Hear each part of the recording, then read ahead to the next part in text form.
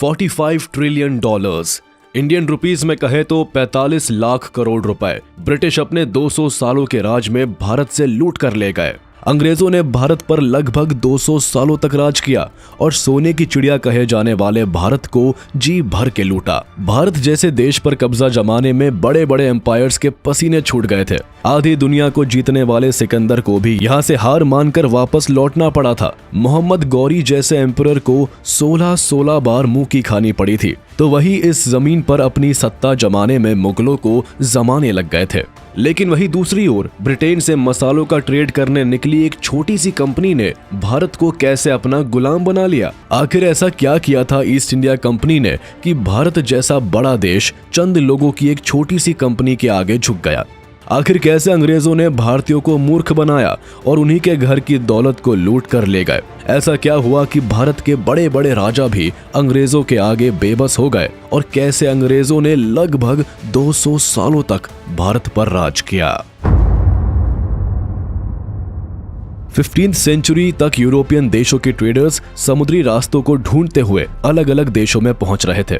इस दौरान Portuguese, British, Dutch और फ्रेंच ट्रेडर्स पूरी दुनिया को समुद्री रास्तों से जोड़ रहे थे, जिससे कि वो समुद्र पार देशों के साथ ट्रेड कर सकें। ये ट्रेडर्स समुद्री रास्तों से अलग अलग देशों में जाया करते थे और जहां भी ट्रेड अपॉर्चुनिटीज मिलती वही ये अपना व्यापार शुरू कर देते थे। इस तरह केप ऑफ गुड होप से नए सी रूट को खोजते हुए 1498 में पहली बार Portuguese explorer Vasco da Gama Bharat आ पहुंचे। फिर इसी समुद्री रास्ते से धीरे धीरे पोर्चुगीज ट्रेडर्स ने भारत आना शुरू कर दिया। इन दिनों भारत के अधिकांश भागों पर मुगल एम्पायर का राज था। मुगल राजाओं ने अपनी रियासतें छोटे छोटे भागों में बांट रखी थी, जिसमें अलग अलग राजा राज किया करते थे। इसके अलावा कुछ भागों में जहां मुगल राज नहीं था वहां छोटे छोटे राजा इंडिपेंडेंटली राज करते थे। ऐसे में जब पोर्चुगीज ट्रेडर्स भारत पहुंचे तब उन्होंने यहाँ के किंग्स के साथ या तो वॉर करनी शुरू कर दी या उनके साथ संधि करके धीरे धीरे अपने सेटलमेंट्स बनाने लगे।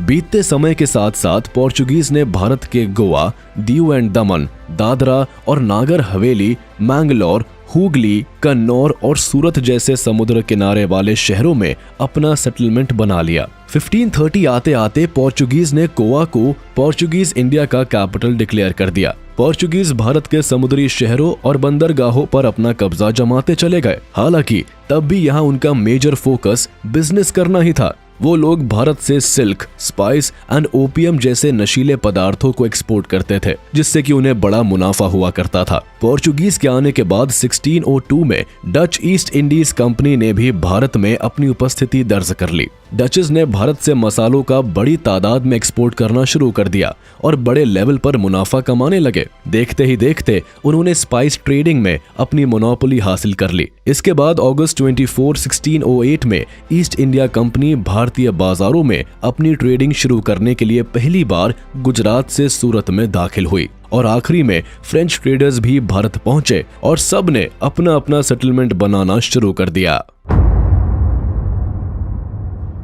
16वीं सेंचुरी की शुरुआत में पूरे यूरोप के अंदर ज्यादातर मसालों का ट्रेड डच मर्चेंट के हाथों में पहुंच गया था और वो दिन पर दिन मनमांगे ढंग से मसालों की कीमतें बढ़ाते चले जा रहे थे। यही से शुरुआत हुई ईस्ट इंडिया कंपनी की, जिसे लंदन में 25 ट्रेडर्स ने मिलकर दिसंबर 31, 1600 को बनाया। शुरुआत में इस जॉइंट स्टॉक कंपनी का नाम governor and company of merchants of London रखा गया। इस कंपनी को इंग्लैंड के रॉयल चार्टर के तहत फॉर्म किया गया था, जिससे ये company east Indian spice market में अपनी ट्रेडिंग शुरू कर सके। अपने ऑफिसर्स के साथ ईस्ट इंडिया कंपनी ने इंडोनेशिया में पहला कदम रखा था और साल 1601 में कंपनी की पहली फैक्ट्री लगाकर यहीं से ट्रेड करना शुरू कर दिया था। लेकिन इस समय इंडोनेशिया के अंदर डच, पोर्चुगीज और स्पेनिश कंपनियां पहले से ट्रेड कर रही थी, जिनका आपस में ही काफी कॉन्फ्लिक्ट देखने को मिल रहा था। ईस्ट इंडिया कंपनी के आने के बाद से उनका ट्रेड और कम होने लगा था, जिसका रिजल्ट ये हुआ कि स्पेनिश ट्रेडर्स और ईस्ट इंडिया कंपनी के बीच कॉन्फ्लिक्ट स्टार्ट हो गया। कॉन्फ्लिक्ट को अवॉइड करने के लिए ईस्ट इंडिया कंपनी को मजबूर होकर इंडोनेशिया छोड़कर दबे पांव भागना पड़ा। अब ईस्ट इंडिया कंपनी के पास दो ही ऑप्शंस थे, या तो वो कंपनी को बंद कर दे या व्यापार के लिए कोई अलग जगह तलाश करे। इसलिए इंडोनेशिया में व्यापार ठप होने के बाद ईस्ट इंडिया कंपनी ने अपना रुख भारत की तरफ मोड़ दिया। 24 अगस्त 1608 को ईस्ट इंडिया कंपनी के ऑफिसर से भरा हुआ एक हेक्टर शिप गुजरात के सूरत में उतरता है और उस समय इस कंपनी को कैप्टन विलियम हॉकिंस लीड कर रहे थे। ये वही समय था जब इंडिया के ज्यादातर हिस्सों पर मुगल एम्पायर का कब्जा था। देश के अंदर कोई विदेशी बिना परमिशन के ट्रेड नहीं कर सकता था। उस समय मुगल एम्परर जहांगीर ने आगरा को अपना कैपिटल बना रखा था। उनकी गवर्नेंस के सारे काम आगरा से ही होते थे, जिस कारण ईस्ट इंडिया कंपनी को अगर देश में ट्रेड करना था तो जहांगीर की परमिशन जरूरी थी। इसलिए विलियम हॉकिंस गुजरात से चलकर अप्रैल 1609 में आगरा पहुंच गए, जहां उनकी मुलाकात मुगल एम्परर जहांगीर से हुई। विलियम हॉकिंस ने जहांगीर को इन्फ्लुएंस करने की काफी कोशिश की और बहुत हद तक कामयाब भी रहा। लेकिन जब विलियम हॉकिंस ने जहांगीर से इंडिया के अंदर ट्रेड करने की परमिशन मांगी तो जवाब में जहांगीर ने साफ मना कर दिया। दरअसल जहांगीर ने ट्रेड करने की ज्यादातर पावर पहले ही पोर्चुगीज ट्रेडर्स को दे रखी थी, जिसके बदले में पोर्चुगीज मुगल एम्पायर को बहुत सारा टैक्स दिया करते थे। मजबूर होकर विलियम हॉकिंस को जहांगीर के दरबार से बिना परमिशन के ही वापस लौटना पड़ा। अब ईस्ट इंडिया कंपनी के सामने ट्रेड करने के ज्यादा ऑप्शंस नहीं दिख रहे थे, इसलिए विलियम हॉकिंस और कंपनी के कुछ ऑफिसर्स इंडिया के अंदर उन टेरिटरीज में जाने लगे जहां मुगलों की सत्ता नहीं थी, और इस तरह से 1611 में आंध्र प्रदेश के मसूलीपट्टनम में उन्होंने अपनी पहली फैक्ट्री लगाई।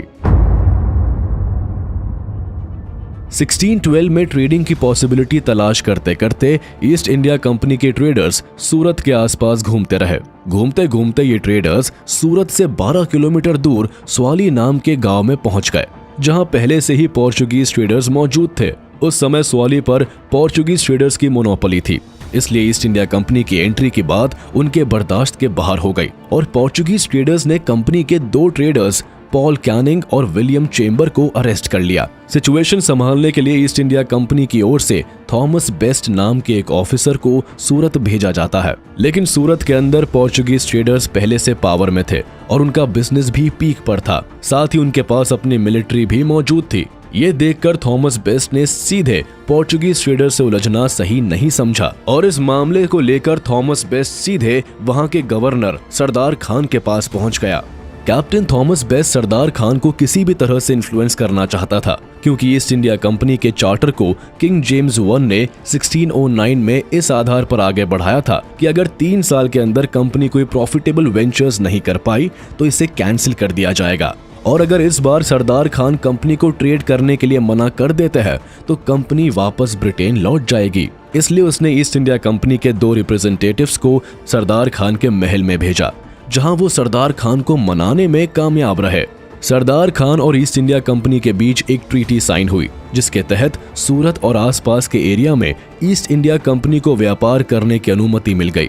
ये बात पुर्तगाल के व्यापारियों को बिल्कुल भी रास नहीं आई और जवाब में स्वाली गांव में ईस्ट इंडिया कंपनी और पोर्चुगीज ट्रेडर्स के बीच वॉर स्टार्ट हो गई। इस वॉर में ईस्ट इंडिया कंपनी ने पुर्तगालियों को बुरी तरह हरा दिया। भले ही यह वॉर बहुत बड़ी नहीं थी, लेकिन यहीं से ईस्ट इंडिया कंपनी के हौसलों को जान मिल गई थी और कंपनी को यह भी पता चल गया कि अगर इंडिया में व्यापार करना है तो अपनी सेना भी रखनी पड़ेगी। वॉर जीतने के बाद ईस्ट इंडिया कंपनी को आसपास के दूसरे एरियाज में भी ट्रेड करने की आजादी मिल गई। वहीं दूसरी ओर इस वॉर से पोर्चुगीज ट्रेडर्स का इंडिया में इन्फ्लुएंस कम हो गया था। जब ये बात सरदार खान के माध्यम से एम्परर जहांगीर के कानों में पहुंची तो उन्होंने ईस्ट इंडिया कंपनी का फेवर लेना शुरू कर दिया। ईस्ट इंडिया कंपनी ने 1613 में सूरत में अपनी एक परमानेंट फैक्ट्री स्टैब्लिश कर ली। सूरत में फैक्ट्री लगाने से कंपनी का ट्रेड बढ़ने लगा। प्रॉफिट और बढ़ाने के लिए कंपनी अपने व्यापार को पूरे भारत में बढ़ाती चली गई,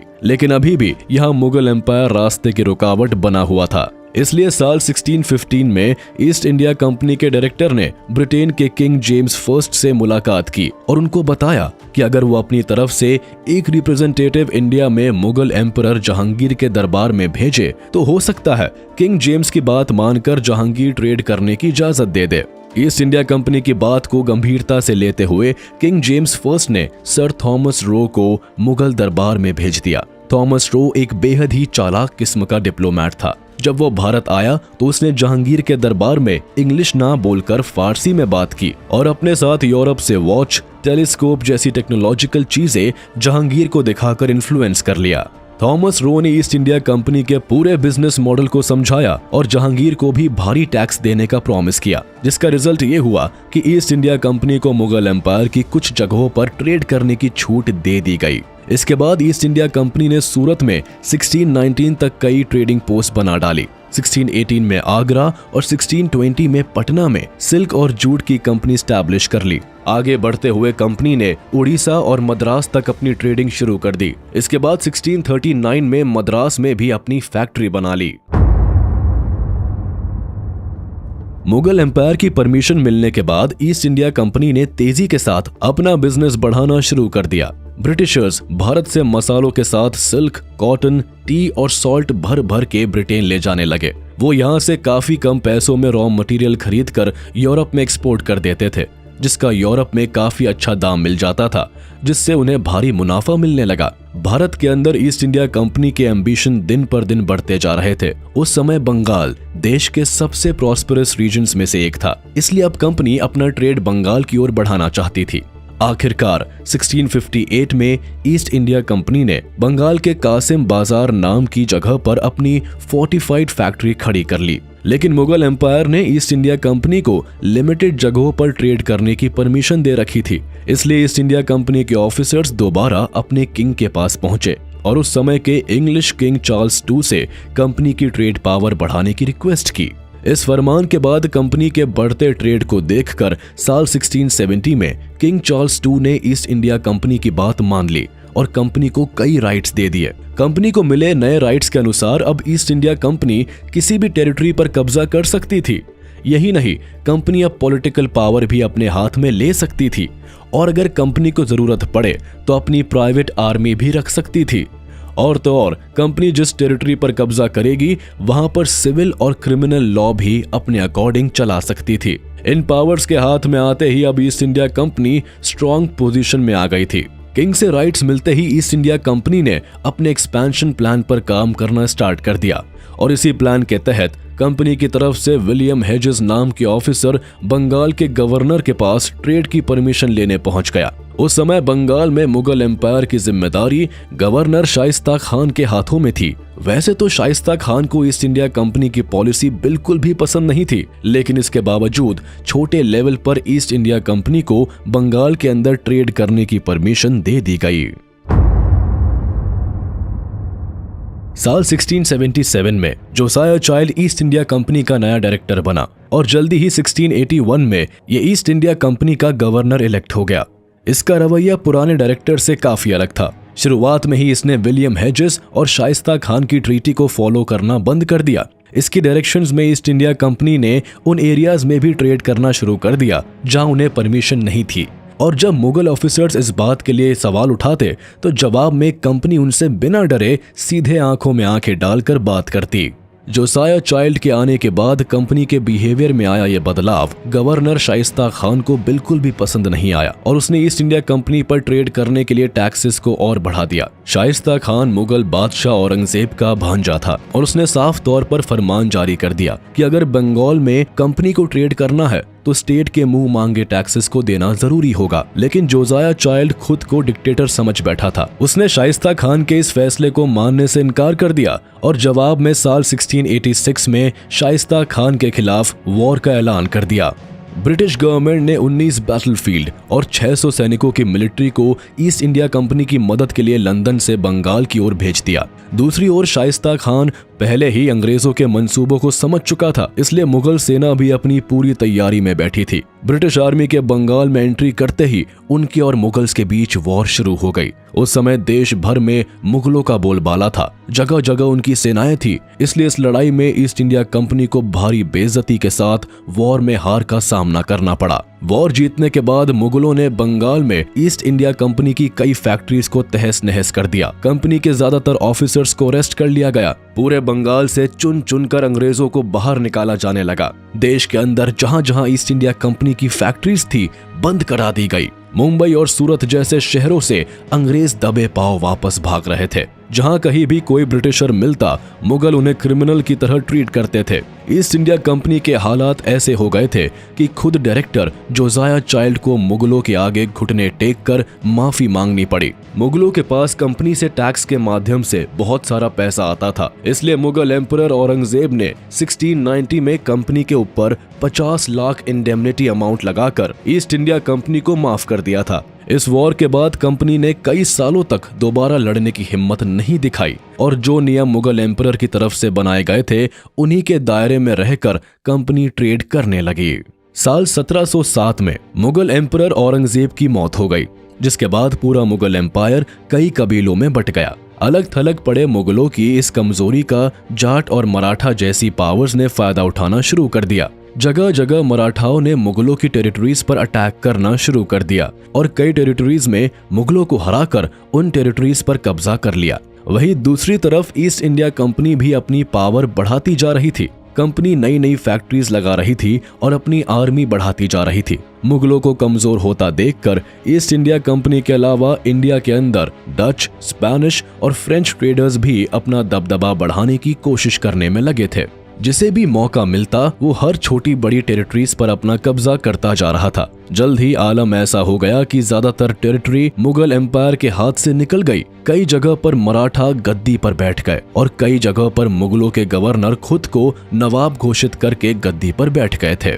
इस मौके का फायदा उठाकर फ्रेंच ट्रेडर्स ने भी पौंडीचेरी और चंदन नगर जैसे इलाकों में अपनी कॉलोनी बना ली।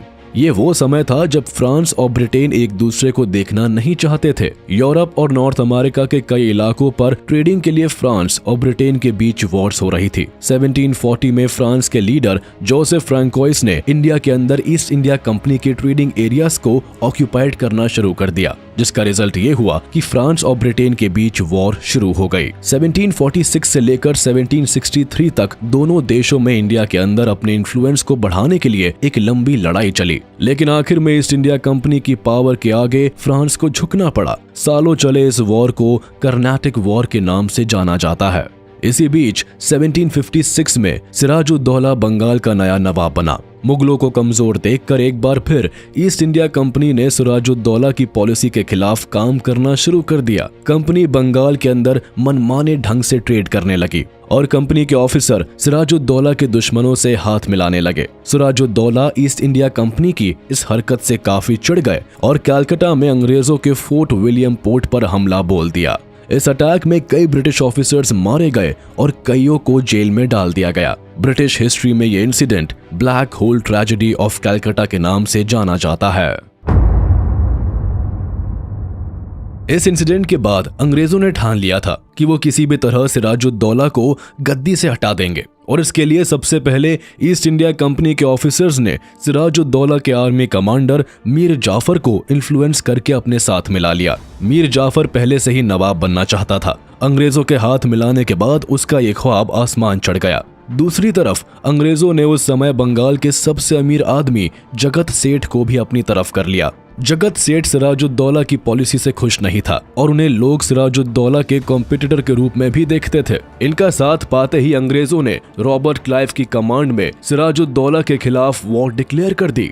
अंग्रेजों को वॉर डिक्लेयर करते ही फ्रेंच अलाइज की सेना भी सिराजुद्दौला के साथ मैदान में आ गई और 23 जून 1757 को वॉर शुरू हो गई। इस बार ईस्ट इंडिया कंपनी की ताकत के आगे सिराजुद्दौला और फ्रांस की सेना को हार का सामना करना पड़ा। वॉर जीतने के बाद अंग्रेजों ने बंगाल के अंदर मीर जाफर को अपना पपेट नवाब बना दिया। इसके साथ ही ब्रिटिशर्स ने फ्रांस की सारी टेरिटरीज भी छीन ली थी। इस वॉर के बाद ब्रिटिश पावर का राइज शुरू हो गया। ईस्ट इंडिया कंपनी ने इस वॉर की भरपाई के लिए बंगाल पर 3 करोड़ रुपए का जुर्माना लगाया। करोड़ों रुपए टैक्स में जाने के बाद बंगाल के अंदर गरीबी अपनी पीक पर आ गई और मीर जाफर के लिए बंगाल संभालना बहुत मुश्किल हो गया था। इसलिए ज्यादा दिन तक मीर जाफर अंग्रेजों का वफादार नहीं रह सका और वो बंगाल में ईस्ट इंडिया कंपनी के इन्फ्लुएंस को खत्म करने का प्लान बनाने लगा। इसके लिए उसने सबसे पहले डच के साथ हाथ मिलाया, लेकिन जब इस बात की खबर ईस्ट इंडिया कंपनी को हुई तो जवाब में कंपनी ने मीर जाफर को गद्दी से हटा दिया। वहीं दूसरी तरफ मराठा मुगल एम्पायर को कैप्चर करते चले जा रहे थे। मराठा अपनी पावर इतनी तेजी के साथ बढ़ा रहे थे कि 1759 तक अंग्रेज भी इनसे पीछे हो गए थे। नॉर्थ में पंजाब, हरियाणा से लेकर साउथ में तमिलनाडु तक मराठाओं का ही शासन हो गया था। बंगाल में अंग्रेजों ने मीर जाफर के बाद मीर कासिम को नया नवाब बनाया, लेकिन ये भी ईस्ट इंडिया कंपनी से 2 साल में ही ऊब गया। इसे भी लगने लगा था कि ब्रिटिशर्स अपनी पावर का गलत फायदा उठा रहे हैं, जिसकी वजह से मीर कासिम ने 1763 में ब्रिटिश पावर के खिलाफ जंग का ऐलान कर दिया। लेकिन इस वॉर में ब्रिटिश पावर के आगे मीर कासिम को झुकना पड़ा और अपनी गद्दी छोड़कर भागना पड़ा।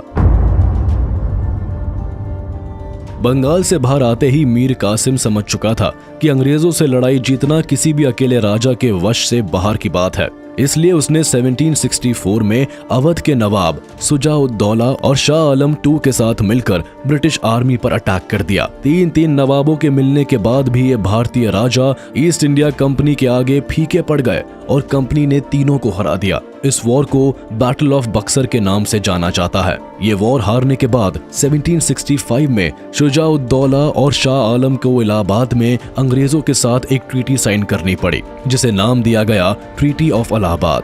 इस ट्रीटी के तहत बंगाल की पूरी पावर ब्रिटिश गवर्नमेंट के हाथों में आ गई।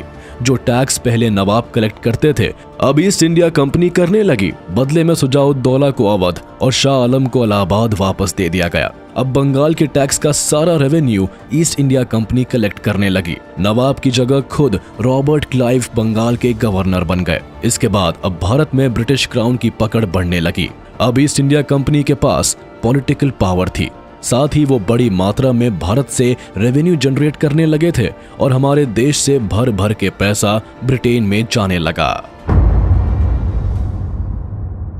1772 में मराठाओं के पेशवा माधवराव की डेथ हो गई, जिसके बाद मराठाओं के अंदर भी आपस में फूट पड़ने लगी। मराठाओं की ओर से जब नारायण राव को नया पेशवा बनाया गया तो रघुनाथ राव इस फैसले के खिलाफ हो गए, क्योंकि वो खुद पेशवा बनना चाहते थे। इसलिए रघुनाथ राव ने नारायण राव का असैसिनेशन करवा दिया और खुद मराठाओं के नए पेशवा बन गए। लेकिन मराठा कम्युनिटी को रघुनाथ राव का शासन रास नहीं आया।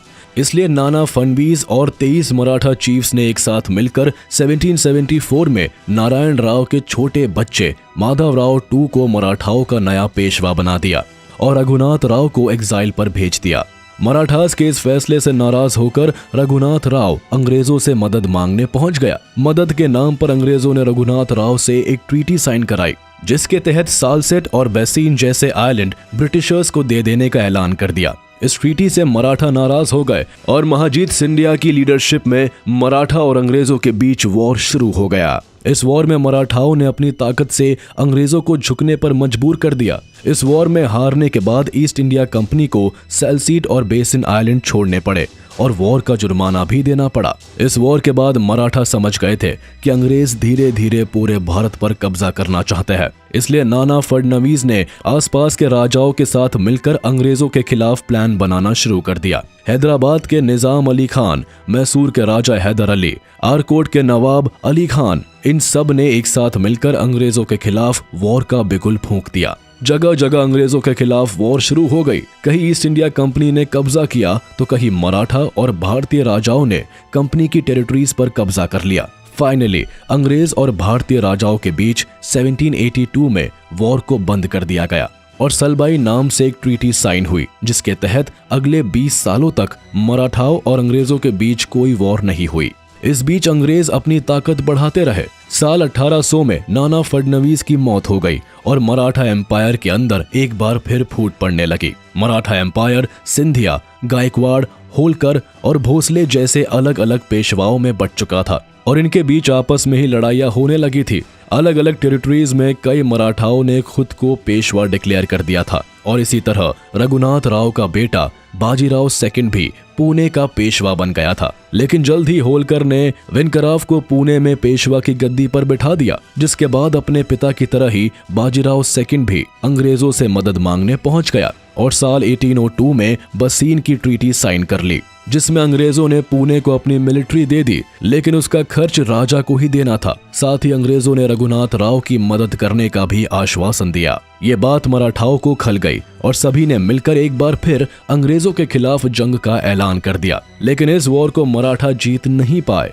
अंग्रेजों ने इस वॉर को एक तरफा जीत लिया और रघुनाथ राव को पुणे का पेशवा बना दिया गया। इसे सेकेंड एंग्लो मराठा वॉर के नाम से जाना जाता है। इस वॉर के बाद मराठाओं की स्थिति काफी कमजोर हो चुकी थी और वो आपस में ही एक दूसरे के खिलाफ लड़ने लगे थे। मराठाओं के अंदर गायकवाड़ और पेशवा के बीच जगह जगह कॉन्फ्लिक्ट हो रहे थे। जब गायकवाड़ कमजोर पड़े तो उन्होंने अंग्रेजों से हाथ मिला लिया। इसी समय पेशवाओं की तरफ से एक गायकवाड़ मिनिस्टर गंगाधर का मर्डर कर दिया गया। इस मर्डर के बाद अंग्रेजों को मराठाओं से वॉर का बहाना मिल गया। गायकवाड़ की मदद का नाम लेकर अंग्रेजों ने कमजोर हो चुके मराठाओं पर वॉर का ऐलान कर दिया। इसे थर्ड एंग्लो मराठा वॉर का नाम दिया गया। लॉर्ड मार्क्विस हेस्टिंग्स की लीडरशिप में लड़ी गई इस वॉर में अंग्रेज एक बार फिर जीत गए और इसी के साथ अंग्रेजों ने पेशवा का पद पूरी तरह से खत्म कर दिया। मराठाओं का शासन खत्म होते ही ईस्ट इंडिया कंपनी भारत की सबसे ताकतवर पावर बन गई। अब अंग्रेजों ने देश के अंदर नए नए नियम लाना शुरू कर दिए। 1848 में पहली बार द डॉक्ट्रिन ऑफ लैप्स को इंट्रोड्यूस किया गया, जिसके अनुसार जिस भारतीय राजा का कोई बेटा यानी कि मेल हेयर नहीं है, वो राज्य पूरी तरह से ब्रिटिशर्स के अंडर में पहुंच जाने की बात कही गई। और इस नियम की मदद से सतारा, नागपुर, उदयपुर और झांसी जैसी टेरिटरीज को अंग्रेज कब्जाने की कोशिश कर रहे थे।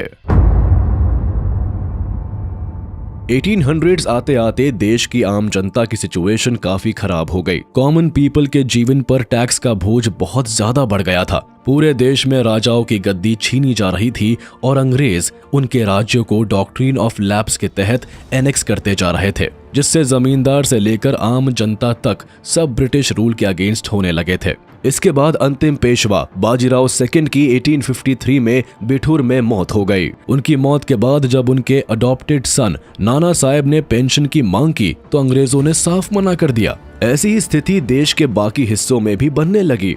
1857 के शुरुआती महीनों में भारत में एक स्ट्रेंज घटना होने लगी, जहां तहां लोगों के घर रोटियां और कंबल बांटे जाने लगे। इन रोटियों पर ना तो कोई सिंबल होता था, ना ही कोई स्लोगन। जिस रियासत में भी ये रोटियां मिलती वहीं के लोग उत्साहित हो जाते। दूसरी तरफ अंग्रेज इस माजरे को समझ नहीं पा रहे थे। रोटियां कहां बन रही है, कैसे ट्रांसपोर्ट की जा रही है, कौन ये साजिश कर रहा है और इन सब का क्या मतलब है। ये सारी बातें अंग्रेजों के समझ में नहीं आ रही थी, लेकिन उनके ऊपर एक साइकोलॉजिकल प्रेशर बिल्डअप हो रहा था। इस कॉन्स्पिरेसी थ्योरी की वजह से ब्रिटिशर्स काफी टेंशन में आ गए थे। इस थ्योरी की चर्चा करते हुए एक ब्रिटिश ऑफिशियल J.W. शेरर ने अपनी किताब daily life during the Indian mutiny में लिखा था कि इस तरह से चपाती बांटने की वजह से कॉलोनियल ऑफिशियल्स के दिल में काफी भय फैल गया था। इसके ठीक बाद भारतीय सैनिक छावनियों में एक खबर फैल गई कि राइफल कार्ट्रिजेस को बनाने के लिए गाय और सुअर का इस्तेमाल किया गया है। इस खबर के फैलते ही हिंदू और मुस्लिम सैनिक तुरंत ही आग बबूला हो गए और उन्होंने अंग्रेजों के खिलाफ बगावत करने का प्लान बना लिया। मंगल पांडे, जो कि एक ब्राह्मण थे और ब्रिटिश आर्मी में थे, वो बंगाल नेटिव इन्फेंट्री में थे और यही बंगाल सिपाही छावनी में अपने कुछ साथियों के साथ मिलकर अंग्रेजों के खिलाफ बगावत कर देते हैं। उन्होंने 2 पुलिस ऑफिसर्स ह्यूगसन और बॉक को गोली मार दी। इसके बाद उन्हें पकड़कर अंग्रेजों ने फांसी पर चढ़ा दिया। मंगल पांडे भले ही देश के लिए अपनी जान की कुर्बानी दे गए, लेकिन कार्ट्रिजेस वाली खबर देश में आग की तरह फैल गई। अब देश में रिवोल्ट का पूरा माहौल बन चुका था। अब बस इंतजार था तो जमींदारों और राजाओं का, जो इस रिवोल्ट को कमांड कर सके। अंग्रेजों की बढ़ती मनमानी से झांसी की रानी लक्ष्मीबाई, बिठूर के पेशवा नाना साहेब और तात्या टोपे, बेगम हजरत महल, कुंवर सिंह जैसे लोग अंग्रेजों के खिलाफ मैदान में आ गए थे। सबने मिलकर अंग्रेजों के खिलाफ रिवोल्ट करने का प्लान बना लिया। बहादुर शाह जाफर, जो कि मुगल सम्राट थे, उनकी कमांड में इस रिवोल्ट के लिए 30 मई 1857 का दिन निश्चित किया गया। लेकिन दूसरी तरफ मेरठ के सैनिक इतना इंतजार नहीं कर सके और उन्होंने 20 दिन पहले ही 10 मई 1857 को अंग्रेजों पर धावा बोल दिया। जिधर भी अंग्रेज दिखते उन्हें मारा जाने लगा। लेकिन भारतीयों के पास लिमिटेड वेपन्स और रिसोर्सेज थे और अंग्रेजों ने इसका फायदा उठाना शुरू किया। अंग्रेजों ने इस लड़ाई को लंबा करना स्टार्ट कर दिया, जिसके चलते इस रिवोल्ट को दबा दिया। रानी लक्ष्मीबाई और तात्या टोपे को मार दिया गया और बहादुर शाह जाफर और बेगम हजरत महल को एग्जाइल दे दिया गया और इस तरह अंग्रेजों ने 1858 में किसी तरह इस रिवोल्ट को दबा दिया।